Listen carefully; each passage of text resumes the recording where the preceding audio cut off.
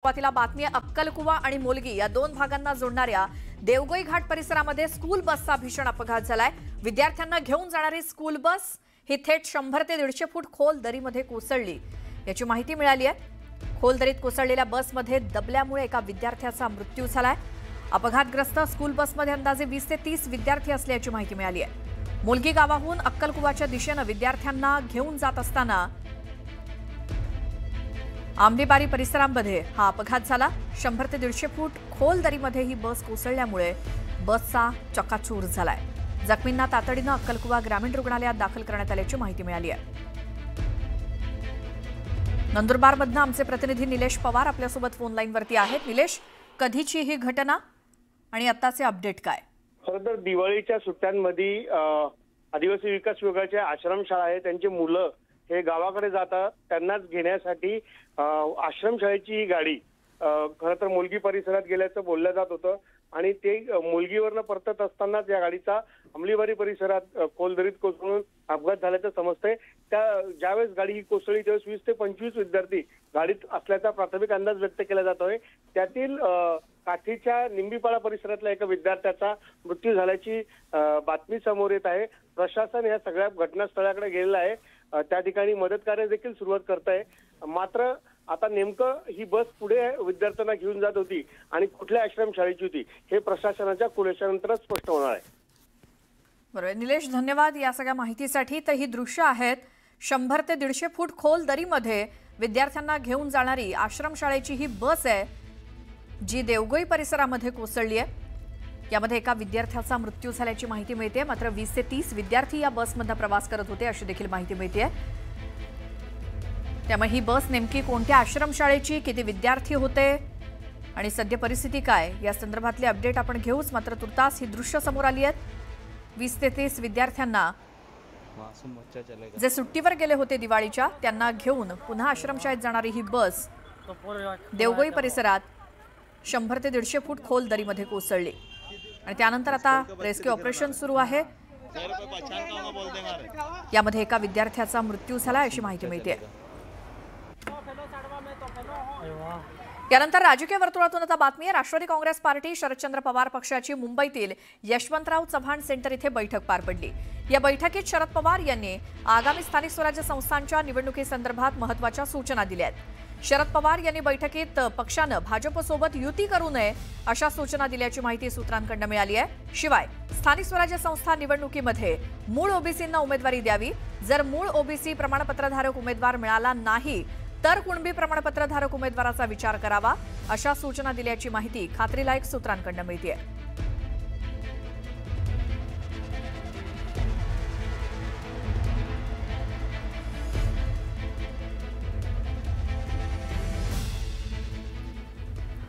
तर शरद पवारांनी या बैठकीमध्ये नेमक्या काय सूचना केल्या आहेत, कोणत्याही परिस्थितीत भाजपसोबत युती नको असं या बैठकीत शरद पवारांनी सांगितलं।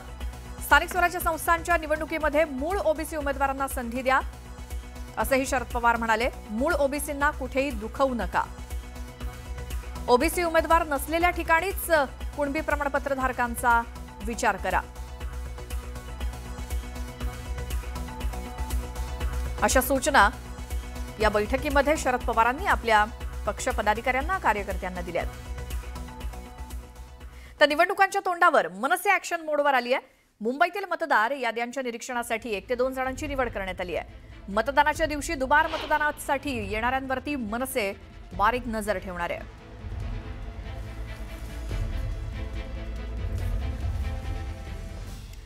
उपमुख्यमंत्री अजित पवारांनी कथित जमीन घोटाळ्या प्रकरणी पुन्हा एकदा प्रतिक्रिया दिली।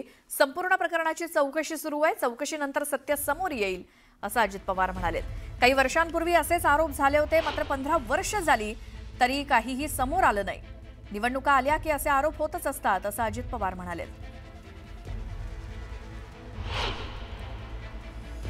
आता ह्याही प्रकरणात तुम्ही जर तसं बघितलं तर ह्या प्रकरणाचा कागदच होऊ शकत नाही। हे आकडे तुम्ही 300 कोटी 1800 कोटी वगैरे जे काही आपण बघितलं, 1 रुपया कुणाला दिला नाही आणि काय नाही, त्याच्यात काय अर्थच नाही ना। पण आता मी जास्त त्याच्याबद्दल बोलण्यापेक्षा चौकशी उद्या चौकशी झाल्यावर सत्य बाहेर येईल। निवडणुका जवळ झाल्या की आमच्यावर आरोप सुरू होतात, कुठनं तरी काहीतरी. मागेही तुम्हाला आठवत असेल की असाच 2009ला का 8ला 70,000 कोटीचा आरोप झाला. त्याला 15-16 वर्ष झाली, परंतु त्याच्यातनं काहीही कुणी पुरावे देऊ शकले नाही, काही होऊ शकले नाही. पण बदनामी तर आमची होती. तर कथित जमीन घोटाळा प्रकरणी ओबीसी नेते लक्ष्मण हाके यांनी अजित पवारांवरती हल्लाबोल केलाय. जमिनीच्या सातबाऱ्यावरती मुंबई सरकार तसंच महाराष्ट्र सरकार पशुसंवर्धन विभाग आणि इतर तत्सम शासकीय उल्लेख असताना सुद्धा पार्थ पवार यांनी जमीन आपल्या कंपनीच्या नावावरती केली. उद्या हे पवार महाराष्ट्राचं विधान भवन सुद्धा आपल्या नावावरती करायला घाबरणार नाहीत, अशी टीका लक्ष्मण हाकेंनी केली.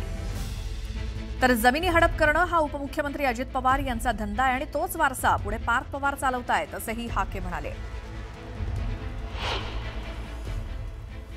उद्या महाराष्ट्राचं विधान भवन सुद्धा आपल्या नावावर करू शकतो, कारण आपला बाप महाराष्ट्राचा उपमुख्यमंत्री आहे आणि आपला आजोबा देशाचा नेता आहे शरदचंद्रजी पवार, आणि आपली आत्या काही झालं तर आपल्याला पाठिंबा देणार आहे.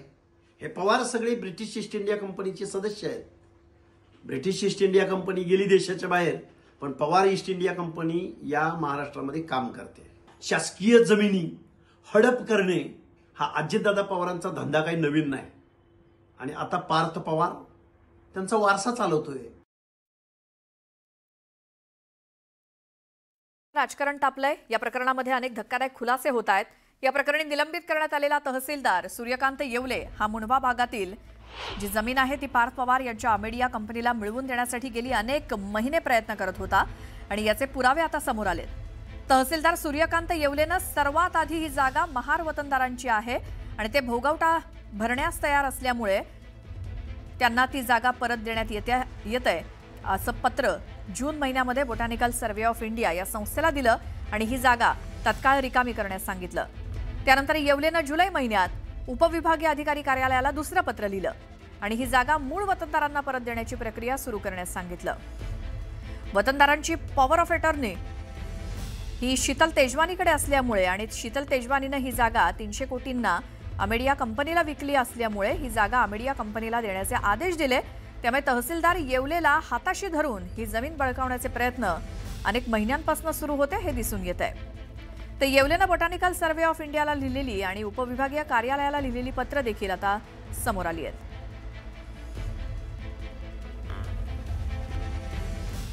तर या सगळ्या प्रकरणामध्ये गुन्हेगारांना जामीन आणि नेत्यांना जमीन हीच सरकारची नवी योजना असल्याचा आरोप केलाय रोहित पवार यांनी.